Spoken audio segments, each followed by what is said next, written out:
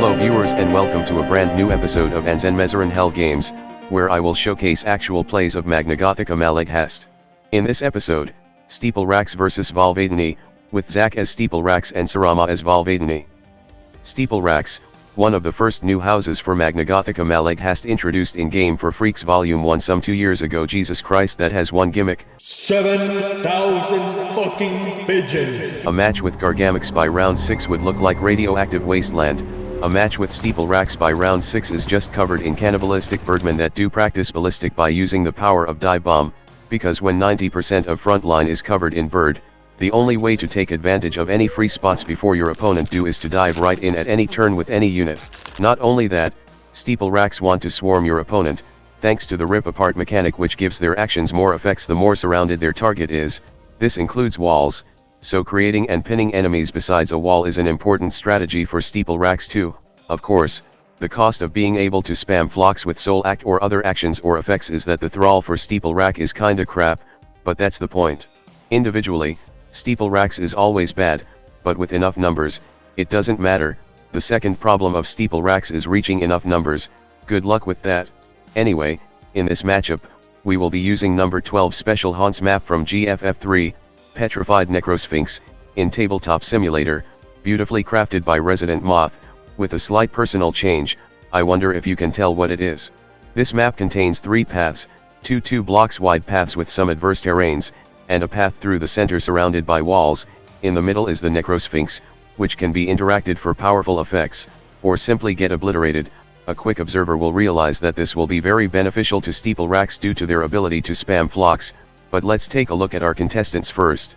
Over at the Steeplewracks, we got 2 flocks with red wet hue for even stronger rip-apart attack, 2 harpies with voracious that can cannibalize the flocks to be stronger and get more actions, 1 stiltwalker with writhing that really benefited from all the walls, a carnificus owl to drop in as big feathery ball, and the haruspex with red communion for the harpies to take advantage of, the hook to attack and summon more flocks, the bloody rain to explode an ally for even more flock, and carrion leap to get out of dodge. On the Volvadani, there are 2 screwheads with blast slag to create hazard after recharging burst, 2 clerks with, of course the cops get union healthcare while everyone else don't, that moves away from their part-time job at Ace Attorney Universe to accuse everyone of being guilty, and the penitent engine, for being the penitent engine, plus a predator with iron tithe to gain soul from killing big criminals, steel eagle heavy demolisher rifle for big Daka, fiery ordnance for hazards that burns the guild away, pressure hammer to pound head in, and ego lex sum to declare you are the law.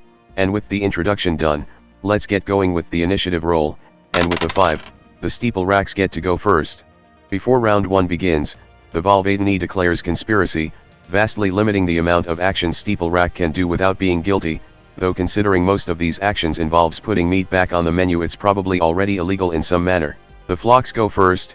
First one moves up a platform and calls for a feast, and actually got lucky enough with the roll for a new buddy, and then it happens again, 2 6 in a row, that's pretty good. A screwhead moves up and roars while reloading, creating a hazard thanks to blast slag to stop the tide of feather for a little bit. The stiltwalker moves over the wall with its long legs and puts down a sacrificial pole to block the blue wave. However, this blockade is quickly put down when the penitent engine just ate a wall, which is how it gains back burst, and then double penitent gazes the stiltwalker for 4 vulnerable and 5 guilds. Where did the 2 extra vulnerable came from? Harpy moves next, that's it, not even a little cannibalization. The predator then shotgun blasted the stiltwater to oblivion before moving above its corpse. The other harpy goes fast, first by using cannibalize on the haruspex for a little nibble, 4 more speed tokens, then move twice to the front line, then have the haruspex dive bomb to move closer to. Red communion technically allows guild to be put on the haruspex instead, we might be wrong, don't quote me on this. The remaining screwhead moves a little left and roar reloaded, pushing everyone back. The haruspex moves up, but unfortunately there's just too many in too little place and couldn't act, one of the bigger problems of Steeplewrack, not much long range action. The clerk finally goes and summons a harpy to the court, giving it 1 vulnerable and be set on fire should it not get besides the clerk. The other clerk moves left too and tells the harpy to discard contraband, throwing away the vulnerable and speed to make another hazard on the ground. The carnificus owl remains in wait. Round 1 ended, both sides gain 1 souls, and round 2 began with a new law being declared, contempt of the court. To keep things moving, the newly arrived flocks finally get to move and they both begin praying to Maxwell. One got obliterated, the other got swole with tokens, and also get a guild for not being near a Volvadani. The frontmost screwhead empties its drum shotgun at the harpy, 3 times it grazes, but the harpy is still full of pellets, so it's hard to call this a good result. Said harpy goes next, tries to disembowel the praetor, but its body blocked by said screwhead, who took 2 damage from being ripped apart, and then it ends itself on its own term, then going to the court. Praetor goes next and just stokes their furnace, loading the Steel Eagle rifle with threatening intent. The Haruspex moves up, attacks the screwhead with a hook, but is blocked thanks to super armor due to being a criminal, but still produces this one bird brain that's just in the way before dive bombing away for safety, earning a guild in the process. A clerk throws a guild on the flock on technicality, then deputizes the praetor for even more charges, but makes them unable to affect anyone with less guild than 3 next round, and moves away for safety too. The original 2 flocks beg Maxwell for power and both are granted with it. One moves forward, the other gets a guild. Clerk 2 goes next, throwing another guild at the blocking flock with technicality, then deputizes the praetor again for more bursts. I think this is called a sheriff. One last flock moves up and beg Maxwell for power, and is granted more than it could ever ask for, giving every Steeplewracks a strength token. Penitent Engine eats a flaming hazard and swings its pendulum at left flock, but Vitality token eats the attack instead. The last harpy goes next, creating a wall to block the rear entrance. The other screwhead then just pulverizes the nearby flock with buckshots. Round 2 ended, both sides gain more souls. Unsurprisingly, the Steeplewracks got more, and round 3 began with a new law, obstructing the peace, because the Steeplewrack will definitely swarm in soon, plus the arrival of the owl. Immediately, it crushes the walls beneath it, making quite a lot of spaces that will soon benefit the Steeplewracks. The harpy goes first, cannibalized a flock for speed and strength, and moves over a hazard to get behind the praetor, and rips the screwhead apart for another flock, gets a guild. The clerk summons the owl to the court, biggest criminal they ever seen, and then moves back for safety. The big owl goes next and immediately takes a lot of damage thanks to vulnerable token and being on hazard, tries to attack the praetor but graze instead, which did nothing because armor, get 2 guilds plus 1 from court summon for also attacking the praetor. Praetor goes next, Haruspex immediately spends 2 souls to bail out for the round, though considering the praetor can only affect criminals with 3 guilds for this round, that's probably a misplay. The praetor moves right and unleashes a full triple burst buckshot on the owl. The only reason they can even do damage despite the super armor is thanks to the bird being a big criminal, but the last shot graze and that is blocked, saving the owl for another turn. The Haruspex comes back, gains 1 speed, and rapidly stabs at the praetor. Thanks to being surrounded by wall, rip apart turns the simple knife into a murder blade. Unfortunately, these are all 1 damage and the praetor only took 1 because of 1 singular strength from that flock that exploded from Maxwell a while ago. Gain 1 guild. Last screwhead goes next and blasts the last harpy with 2 shots. The harpy goes, again for some reasons, disembowels the praetor for 2 damage thanks to strength and rip apart, and summons another flock nearby too.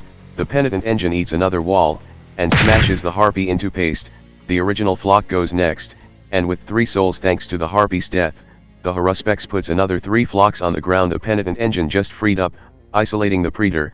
The 2 flocks then pray to Maxwell for more power, becoming some of the most stacked flock possible. The other clerk summons the owl to another court and just moves back. Round 3 ended, both sides gain more souls, and round 4 began with possession as the new law. Guess which one this law is targeting at? Some of the new flocks immediately go against the praetor. Individually, they are weak, but thanks to rip apart, these flocks are now tearing the praetor into pieces in a single round. Honestly, this would have been it. This would have been the killing move. Thanks to being isolated, there's not much the praetor can do on their own. So after the praetor shoots at one of the original flock but only grazes and gets absorbed by a vitality tokens, they calls the Penitent Engine as a witness for 3 souls, allowing it to take next turn immediately and smashing the shit out of the flocks for it to be able to get close and body block for the praetor. What a clutch move. The Haruspex goes next, and tears the big owl apart to spawn 3 more flocks, each pummeling and slashing 1 damage to anything nearby. But here comes the problem. The Steeplewracks now has no units other than flocks left. They can spawn these almost infinitely, but if the enemy holds on, the obvious conclusion will only be delayed, and with the opponent having 3 attackers, this will be a very difficult fight. The last screwhead moves up and piston punches the flock into a flaming hazard. The original flocks pray to Maxwell again for Igori maxing, I guess. The clerk moves closer, throws another guild at the new flock on technicality, and then summons one of the original flock to the court, trying to counter the ridiculous amount of vitality it has. New flock get activated and just die. Other clerk puts another guild on new flock with technicality. and deputize its fellow clerk for more burst, moving it by 2 thanks to upgrade 2. Round 4 ended, both sides gain more souls, and round 5 began with assaulting an officer declared as the law. No point guessing what that does. The Haruspex attacks the Praetor with the hook, but this is body blocked by the Penitent Engine, taking 1 damage and spawning 1 flock in the process. The Penitent Engine takes its turn, the Haruspex spends 2 souls to bail out again, the Penitent Engine chooses to conserve its burst, the Haruspex comes back, the new flock tears the Penitent Engine apart with incredible amount of damage, but it's still intact. The Praetor gets the hell out because they do not plan to be isolated again, and to get enough range to fire the Steel Eagle Heavy Demolisher Rifle at 5 bursts to empty. 1 original flock body blocks for the Haruspex, but it was pulverized in 1 hit. The next couple punches hole in the Haruspex, sending her to just before death's door. More flocks get activated, 1 rips the engine apart and gets closer to the Praetor. The other, 1 remaining original, moves up, loses 1 vitality to the hazard, attacks the Praetor but only graze. The game could have ended right here if the roll wasn't bad. 1 clerk summons the Haruspex to the court and moves a bit right, 1 flock gets activated and just dies. The other clerk moves up, and deputizes the Praetor again for even more bursts and drags them out of trouble yet again. The remaining screwhead moves right and roaring reloads his shotgun, also pushing the Haruspex into the flaming hazard. This pile of flame has killed so many Steeplewracks. Round 5 ended, both sides gain more souls. Round 6 began, there's only 1 law left, loitering. This won't be doing much. 2 flocks get spawned, 1 from Endless after the Steeplewrack remembering that exists, and another from Call to Feast, and the Origins flock has so many speed tokens, surrounding the screwhead to keep it from screwing around. Haruspex also gets to dive bomb to get away from the flame. The other flock also moves up to attack the Praetor, but this is body blocked by 1 of the clerks. The screwhead moves up a platform and starts shotgun blasting the original flock, but vitality tokens just keep eating it. The new flocks keeps attacking the Praetor and all damage just goes to the clerk who is still alive. A clerk throws another guild at Haruspex for technicality and then force the only original flock to discard 3 of its tokens, and it still has pocket changes, creating 3 hazards on the field and blocking a lot of spaces the Steeplewracks could have moved in. Another new flocks try to break down wall for a new opening. The Praetor finally shot that damn near invincible flock into non-existent, and with only non-buffed flocks and not many options left, the Haruspex calls the game and the match is over.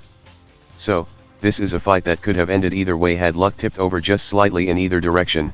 As you can see in the match, the Steeplewrack has an insane capacity to just keep summoning units, which is crucial for rip apart mechanic that almost rips apart the Praetor. The problem is when your opponent starts sniping your non-expendable units out of existence, and when you only have flocks left, the game gets very difficult.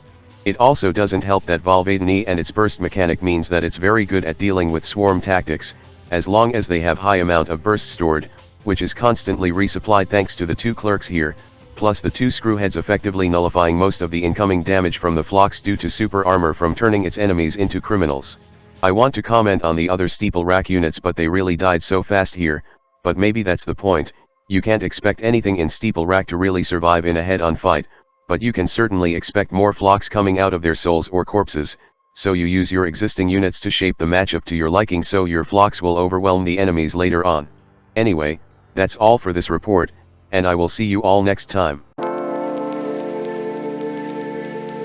Hello there, if you like this video, please subscribe and click that notification bell button. If you want to see the videos early as well as further support my channel, you can join in my Patreon page, or buy me some coffee, links in the description. Anyway, have a nice day.